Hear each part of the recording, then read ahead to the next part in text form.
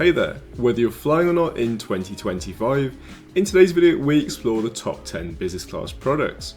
It's pretty exciting this year with plenty of new products arriving, and we have some truly wonderful airlines to discuss, so let's get right into it.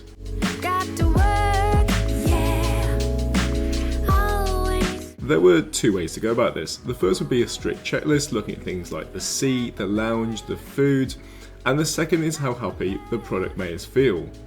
Overall, what you want from the product might be different from our list, and it's based on our opinions of the products and airlines we've flown, and we'd love to fly again and again and again.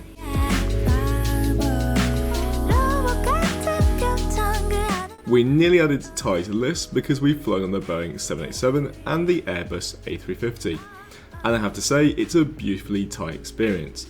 They somehow make purple, which is the hardest colour to market, and less your Cadbury's chocolate, so delicious. The cabin crew and experience have always been so wonderfully happy and helpful, and in a genuine way. We love the safety video with the flamingo, and combine that with the delicious food and the 30 Saffron Cirrus 2 seat, which is extremely popular in the industry, and you can see why we were trying to remove one to add this on the list.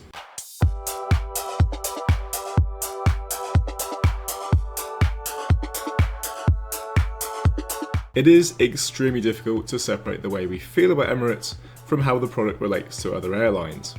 Emirates has done so well to market themselves and really put Dubai on the map. We can appreciate that some of you might be disappointed by their recent announcement not to have a new product but to update the current one.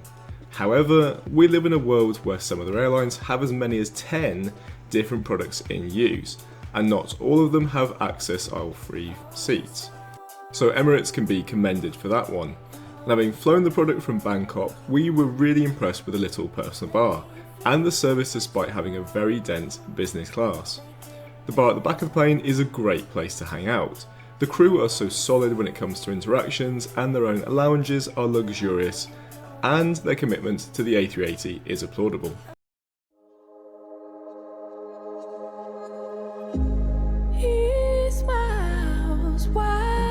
Singapore Airlines is about to go for a huge overhaul, because their business class product is beginning to show its age. We're still in awe of the huge seats and the grandeur, but it could do with a little bit more privacy, and the lack of touchscreen was a little bit frustrating before we got used to it. The cabin crew are again spectacularly professional with a personal touch, and the food is wonderfully Asian and definitely 5-star. We just can't wait to see what the future brings.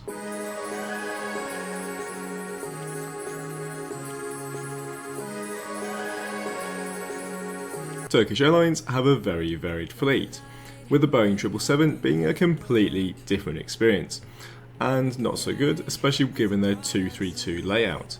But in the fleet they have 22 Boeing 787s. Yes, it's the same product used on Singapore Airlines for their domestic route, but it's very private, modern and comfortable. We just aren't fully convinced by the shoulder room when in the flat mode.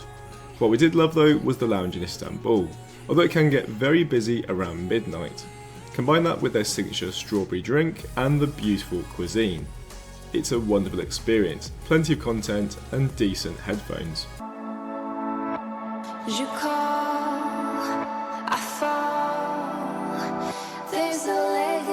We really wanted to tell you about their new product on the Airbus A330, but unfortunately this is downgraded to a Boeing 777 with their oldest product. On the plus side, their entire fleet has step-free aisle access. Yes, their product is beginning to look a bit dated, but it's still very private, has a real wow factor, and we're obsessed with that little pretty lamp. They have beautiful drinks like the Middle Eastern Lemon Mint, and the Butterfly Effect, which is a nod to the Thai Butterfly Pea drink, which is a real wow, what is this moment kind of drink. Somehow the service seemed a little bit slow, but there is so much content to watch while you wait, and the new lounge is breathtaking.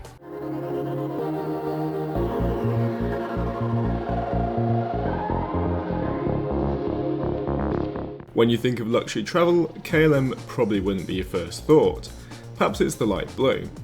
We recently flew them from Bogota on their Boeing 777-200, and we were dazzled by just how roomy their new business class suites are.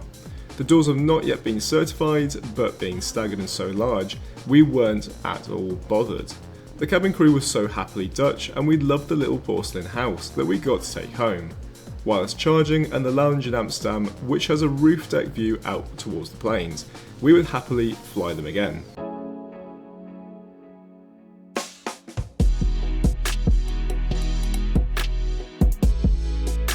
We could talk about Cathay Pacific all day long. I think it was very clever on their part when they upgraded us once on a short haul route from economy to business class, and it really stuck on our head. Although it doesn't really matter which cabin you fly on, they're just great. The lounges in Hong Kong might be the best in the world. Qatar, sorry not sorry. This is because they were designed with being very homely and calming in mind, which is just how you want to feel before or after a flight. Even if you can't get into their first class lounges for a complimentary head massage or the bathtub, their business class lounges are still amazing, and the showers are beautiful. Cathay delights are subtly addictive, all while sitting very comfortably in chairs and watching the planes roll by. The onboard experience is about to change in a huge way, with the introduction of their new Aria business class. While you wait, their current product is still very good, with the largest difference being the lack of doors, and being third generation Cirrus products just like Thai.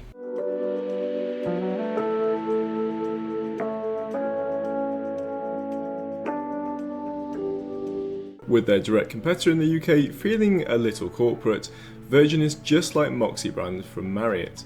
From start to finish it was fun and exciting in ways we couldn't have predicted. And their TV advert is very catchy. Even now I can hear the music playing in my head. The signature drink is vibrant and alcoholic, and we felt very warm and fuzzy inside, possibly because of the drink. What we loved was just how happy in a genuine way everyone from the lounge to the cabin crew appeared to be. It's really not easy when you're flying non-stop between so many different time zones. As for the seat, we loved both the A350 and the A330-900neo.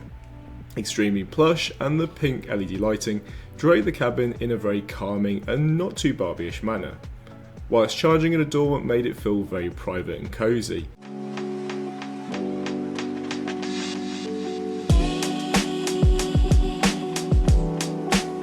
If you're still with us, thank you for sticking around. Number 3 is Lufthansa, which are having a little bit of headache at the moment with their Allegris product, because while most airlines have 1 or 2 standard type seats, Allegris technically has 7, and given the shape of different airplanes, this wildly varies and it's taken them longer than they thought to roll out the product. Luckily, with the delivery of some new Airbus A350s, we managed to hop on board, and not only did we love the standard window seats, but we managed to get a business suite on the way back, which is such a revelation when it comes to the experience. The front row window seats are arguably the best product, but the walls of these suites are incredibly high and private, and because they aren't angled, we were amazed at just how roomy they were when we were trying to sleep. Our routes had duck on the menu, which is a welcome upmarket change from chicken or beef, and there was so much chocolate from Lindt or ice cream that we had to turn some down, at risk of feeling uncomfortably bloated. We have to admit we were worried about the dark tones of the cabin, and the seat would make it feel perhaps a little bit dull or corporate, but in reality the fresh wooden hints make it such a pleasant experience.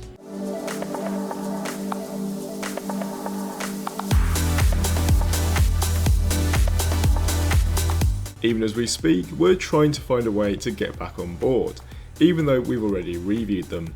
The lounge somehow mixes luxury, corporate into very chilled space that has incredibly tall ceilings and is a wonderful place to spend an hour or 10 before your connecting flight. There's even a sauna which we didn't manage to use. And once on board we heard mixed reviews about the product, because it's the only business class seat in the world that doesn't have any buttons to adjust the recline.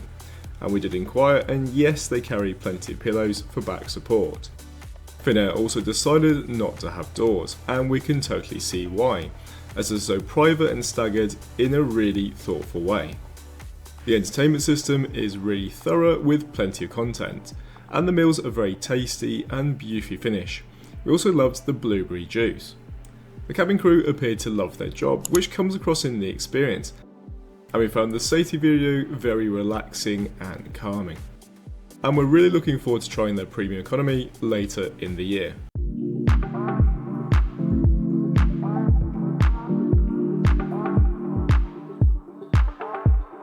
Was it a surprise that Qatar takes the #1 space?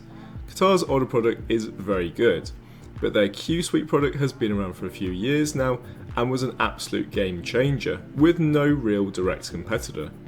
The only note, and it's a bit of a complaint, is that given the issues they had with the paint on their Airbus A350s, has meant they had to get planes where they could, and as a result the fleet has become incredibly varied. Sadly, only 77 of the 254 planes they operate actually carry the product. Luckily, some of the remainders were borrowed from Oman Air and Cathay, so whilst their old 777s isn't great, it still has a good base of planes. The in-flight entertainment is large and crisp. The side table is plastic but carries a beautiful marble-esque design, and the product feels large and comfortable. The cabin crew are pretty consistent, and the food is always delicious. The door is large and sturdy with a beautiful design and dark fuchsia pink, which is a hard colour to make attractive, but they've somehow done it. We really hope you've enjoyed our video and our top 10, and we'd love to hear your thoughts. If you want to see the full review for any of them, you can find these on our channel. Otherwise, thank you so much for watching and happy travels.